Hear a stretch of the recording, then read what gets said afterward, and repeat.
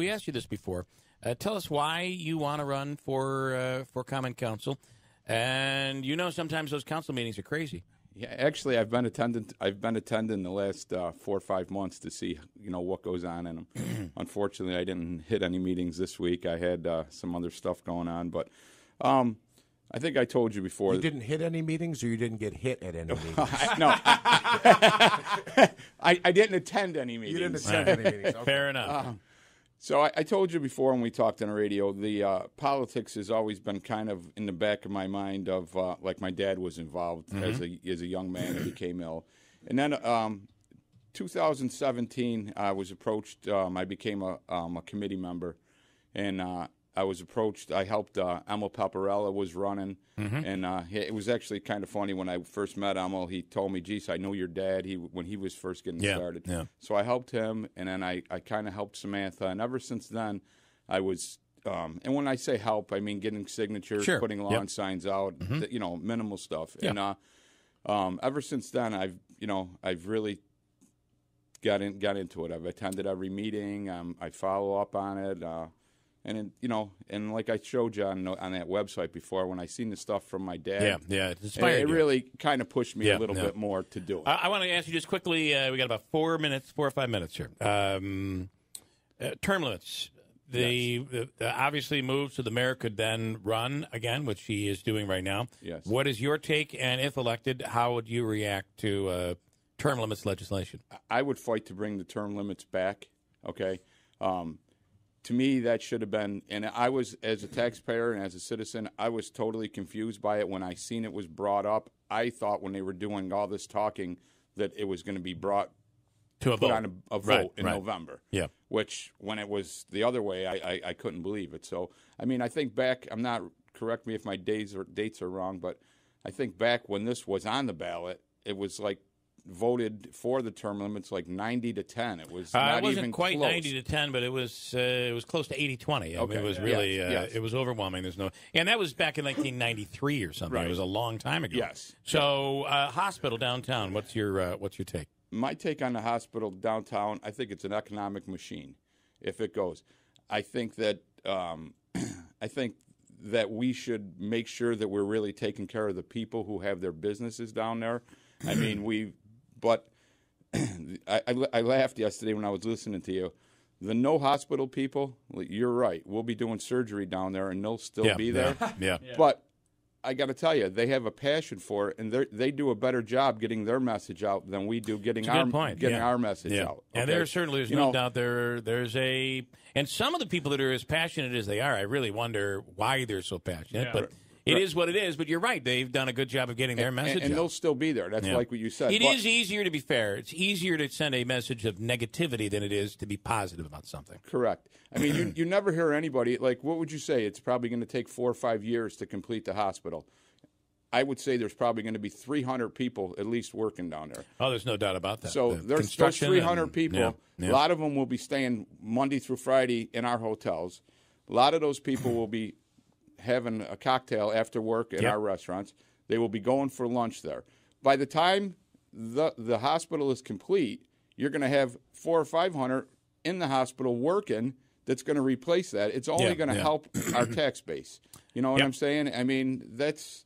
I just, like I said, I think it's an economic machine. I think all your big cities, you look at all of them. If you look at Sloan-Kettering, you look at upstate, you look at Roswell Park, their hospitals are downtown. I know we're losing some businesses there, but I truly believe once the hospital is complete, and I'm sure you've all seen the plans of it, around it. I'm sure there'll be doctors' offices, business offices, that if we do lose, and we have lost some taxpayers down there, we will gain others. I do have to say, Dana-Farber Cancer Institute, we were there in Boston, and there is a great deal of commerce all around that hospital. I understand it's Boston, right, and that certainly is different. But the story that everything's just going to be stagnant and everybody's going to stay within the confines of the hospital, I don't buy that. But ultimately, we need, and no one can argue with me about this. It's my opinion. After spending a week inside that hospital, we have awesome doctors, awesome nurses, and awesome staff. we need a new hospital. Desperately need a new facility. So I hope this happens. Bill, another point that nobody's ever brought up, and correct me if I'm wrong, but we have St. Elizabeth's Hospital now that is hospitals do not pay taxes. I've been to the budget meetings where the mayor states, and he does a great job, all the buildings that we sold, he has a great relationship with investors. Okay, those were buildings that were ready to crumble. Right. So if St. Elizabeth's Hospital, I'm sure that will sells privately, and that building is in great shape compared to these other buildings. Mm-hmm. Even if we had to give them a very cheap rate, puts it back on the tax roll. Puts it on a tax roll that we don't pay taxes on it now. Fair enough. So I mean, I think there's a lot of plus that we really need to get out there instead of the negative part. I want to do one thing quickly before I let you go. You feel there should be we should be enforcing a ban and weight limit on Herkimer Road, Route 5. Explain what your thoughts are. Let me explain that to you. And you're somebody that dealt in transportation. Yes. Okay. So on Herkimer Road, okay, lately we have the Route 5 runs parallel to 5S, runs parallel to Herkimer Road.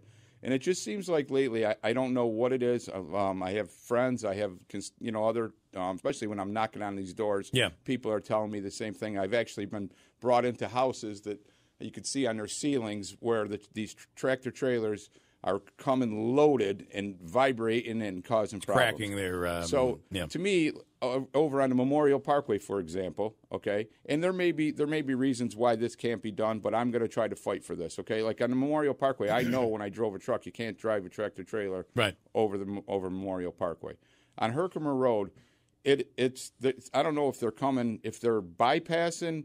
Well, they're probably bypassing 5S because of the construction. Exactly. Yeah. Exactly. Yeah. And it just seems like it just seems like it's getting worse. 5S seems to be made for heavy traffic.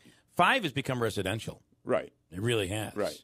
When you look, that's all residential through there. Yes. Obviously, you come into commerce once you get into the city of Utica, but along that line, it's residential all the way. So you feel that you would want to ban their weight limit? I'd want a weight limit. Okay, you know what I mean? You're not going to be able to ban all the trucks, but to be honest with you, I don't think there's any reason that you should have 18-wheelers pulling through there. Sure. I mean, if it's a straight truck, and going through there, I mean, I understand. So. Okay. What lines you got? I have I brought this to you here. I'm endorsed by the Republican Party, the Conservative Party, and the Independence Party. All right. Are you facing a primary, or are you? I am facing a primary. All so the governor's new rule has been beautiful for me because I've been out there because I have a primary. It's important that I get my signatures before my opponent does. Yep. So I've been out there every night for the last 10 days, and. You got excitement in your eyes. Yeah, So the weather is not deterring you by any No, I'm going to do it. You know what? Yep. It's probably my background at my work. I've always worked on quotas, always had very goal-driven. So when I have to do something, I don't sleep until I get it done. All right. So, what is that? What do you do? I'm an account manager for Coca-Cola, business development manager. Also, I open new business. I work on the restaurant side. So I'm quite familiar with the downtown area. A lot of those businesses down there are my customers.